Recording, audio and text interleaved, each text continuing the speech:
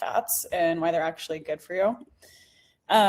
So why eating fat doesn't make you fat, the truth about dietary fat and weight loss. Everyone will you mute.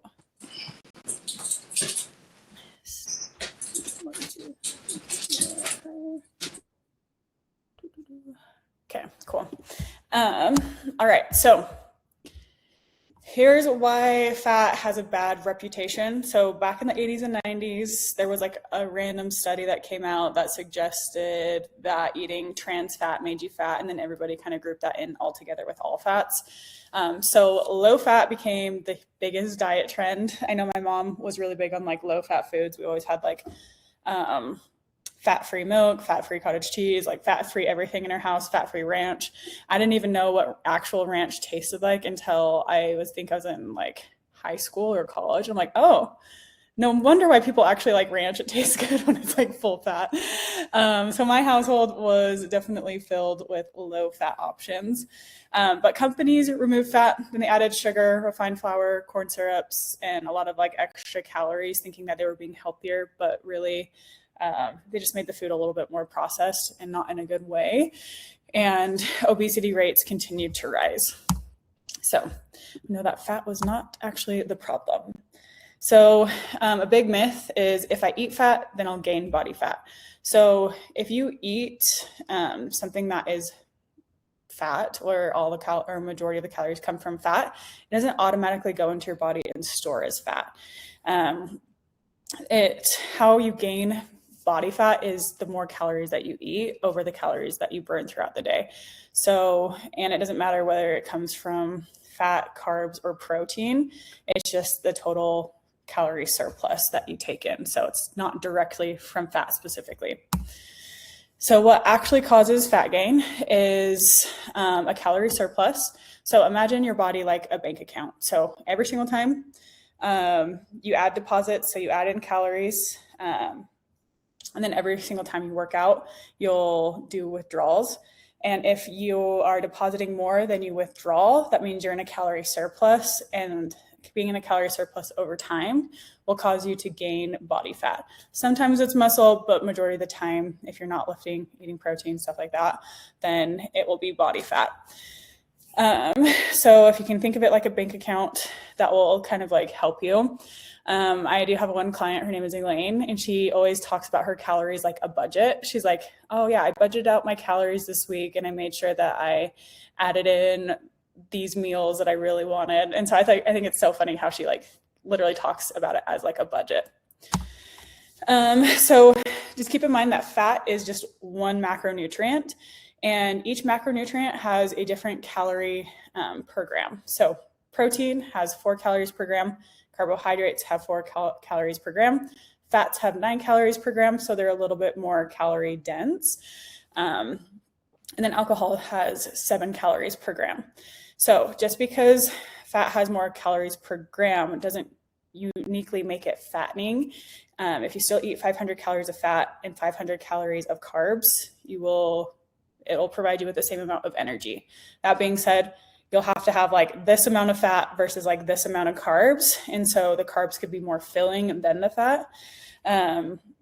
But just by having fats and staying within your calories doesn't mean that you will gain weight. So fats help you stay full. It will help slow down your digestion. And I think imagine eating these 2 salads. So a salad with just grilled chicken versus a salad with grilled chicken and avocado. My stomach, just saying that, kind of like almost like goes out a little bit because it can like feel itself getting fuller, because I feel like avocado is such a satiating food. And so if you have the second meal, it makes it much more filling, and it will make it easier to avoid unnecessary snacking later. I feel like avocado is really filling for the most part. And just keep in mind that fat is essential for your health. So it helps produce hormones. It helps your body absorb vitamin A, D, E, and K. And so there's fat soluble vitamins and there's water soluble vitamins. And so your body can only absorb it if it also has fat paired with those vitamins. So you need to make sure that if you do have like a vitamin deficiency in any of these, you have to eat fats with these for your body to actually use it. It will help support your brain health. It'll help you kind of like think more clearly, be smarter, be able to have a better memory, focus, stuff like that. So having fats is really good for your brain. It'll keep your skin and hair healthy. It'll protect your organs, and it'll help support cell function. So your body actually needs fat to function properly. I think the biggest thing is hormones. A lot of women who were born in the 80s and 90s and kind of like stuck onto that low fat kind of like mindset are having a lot of hormonal issues right now. Is that coincidence, or is it a lot of other things that go into it? I think that probably plays a role with that. Not all fats are created equal. So there are unsaturated fats, saturated fats, and then trans fats. So unsaturated fats are considered heart healthy fats. They support heart health, promote brain function, help reduce inflammation, and help keep you full and satisfied. So you can find those in avocados, olive oils. Olive oil is really good for you. Nuts, seeds, and then fatty fish. Those are all great to have in your diet. And saturated fats, they're still good for you, but have them a little bit less often. So unsaturated fats, you want to have more often. Saturated fats, you still want to enjoy them, but in moderation. And that is fats found in butter, cheese, whole milk, cuts of beef, bacon, and coconut oil. And then trans fats, you want to avoid these whenever possible. So majority of the foods in the US don't have these anymore because they are banned. The reason why they were put in foods is because it made them more shelf stable. So the shelf life of these foods could last a lot longer. But they realized that having those trans fats in those foods made them really, really bad for your heart. So they ban them. So if you see a partially hydrogenated oils on a box, then that's something that you kind of want to avoid, or just have very sparingly, like once a year, if that. But you can find them in baked goods and certain fried foods. So just keep in mind as you look at labels. I would just find like a better option. There's so many baked goods out there and fried foods that don't have those in it, so you don't have to eat them. And just remember that fat isn't unlimited. Just because it's healthy doesn't mean it doesn't have calories. Too much of any food, not just fat specifically, can slow down fat loss if it pushes above your calorie needs. And being healthy doesn't mean it's calorie free. I think this is one of my biggest things that I learned when I was younger, when I was like 18, 19 years old, and I was in my first year of college, and I gained like 25 pounds, my freshman 25 instead of my freshman 15. I was eating so healthy. Like I ate the healthiest I've probably ever ate, like the healthiest foods, but I was just gaining weight. And I was like, I could not figure out what was happening. But it's because I was eating as much as I wanted to of these healthy foods. So I was eating tons of peanut butter, tons of granola, tons of like nut mixes. And I didn't realize how many calories were in those. I was like, oh, they're healthy, so I can eat as much as I want. So just keep in mind that just because it's healthy doesn't mean you can eat as much as you want of it, but you do want to make sure that they are in your diet. And then it's just good to keep the bigger picture in mind. This is why we coach the way we do. So instead of fearing fat, just focus on your total calorie intake. We just focus on calories and protein. You can eat whatever you want as long as you hit those two things. If you like having nuts, if you like having olive oil, if you like having avocado, if you like having coconut oil, make sure you add those in. Don't avoid them. Also, you can focus on fiber, so lots of fruits, veggies, stuff like that. Strength training, sleep, and just being consistent with those. These habits matter far more than just avoiding one nutrient, like eating fat. All right, so Q&A. I would like to hear, so if you guys have any questions on any of this, feel free to ask those. And then I would like to hear all of you guys kind of say, growing up, what were you taught about eating fat? Have you ever avoided healthy fats because you thought they would make you gain weight? Or what's one thing or one healthy fat that you enjoy but still hesitate to eat? I want you guys to kind of like share those with the group. Does anybody want to raise their hand and go first?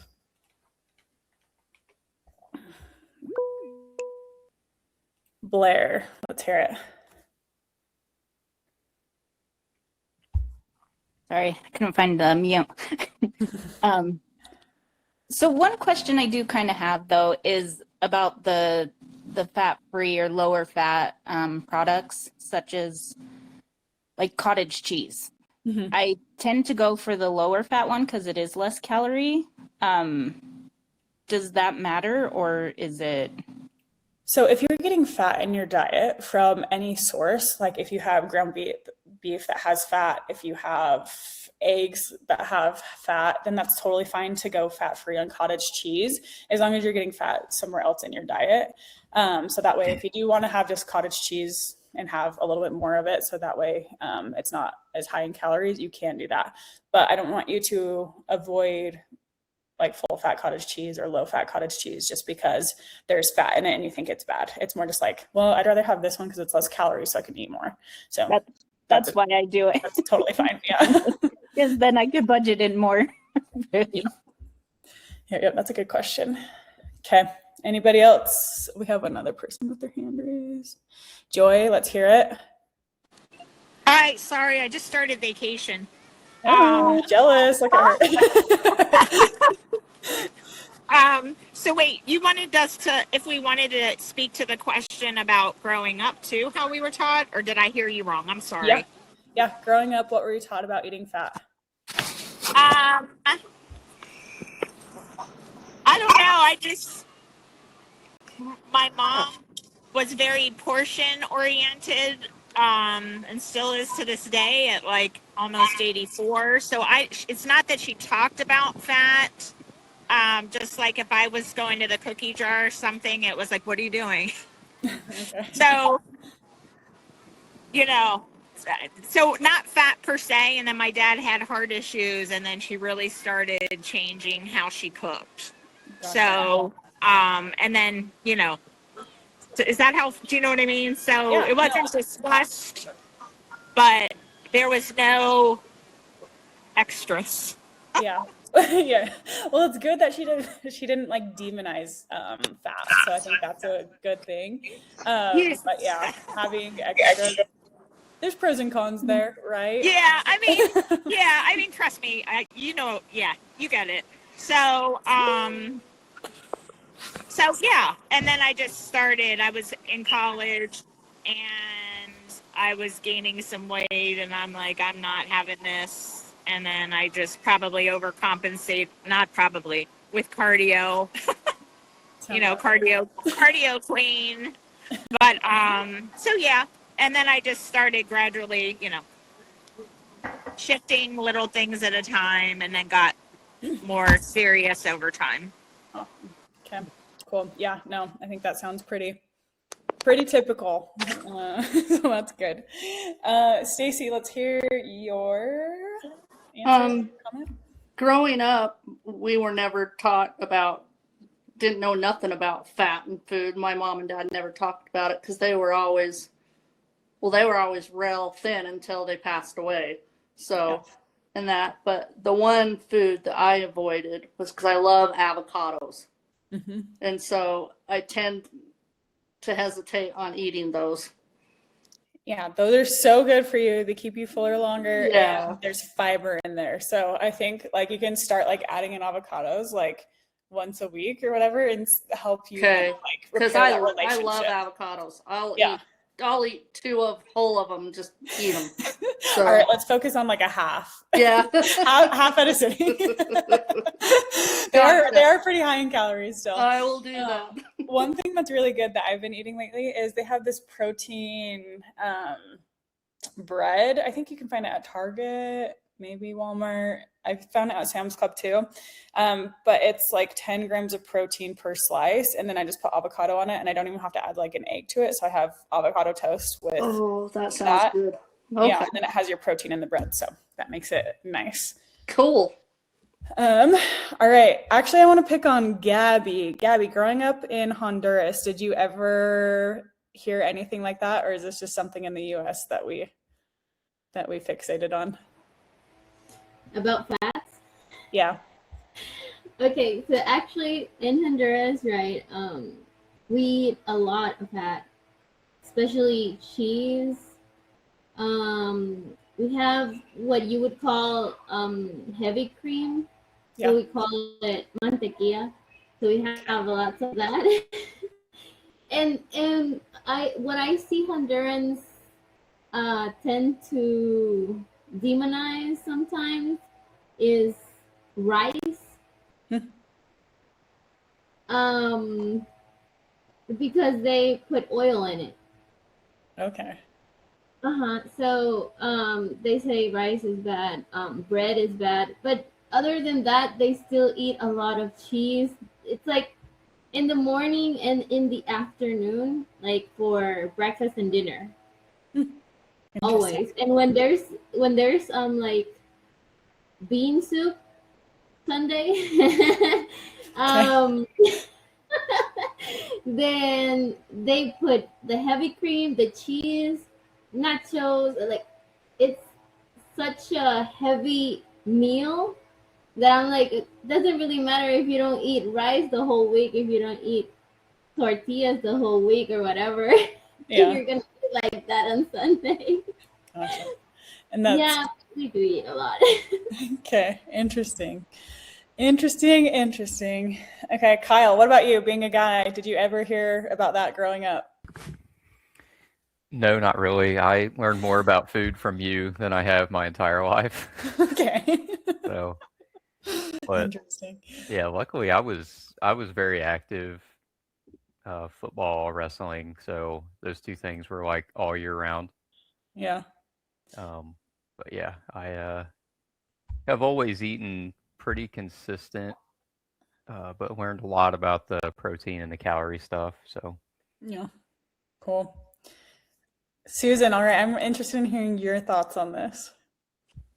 Well, I'm kind of old, but my parents were in the era of being on like Nutrisystem and all of those things. So my parents were always and everybody in my family except me is heavy. So they were always dieting and doing and I think that's why I'm so fearful of food. Because I mean, I have a sister who's a couple years older than me and heavy.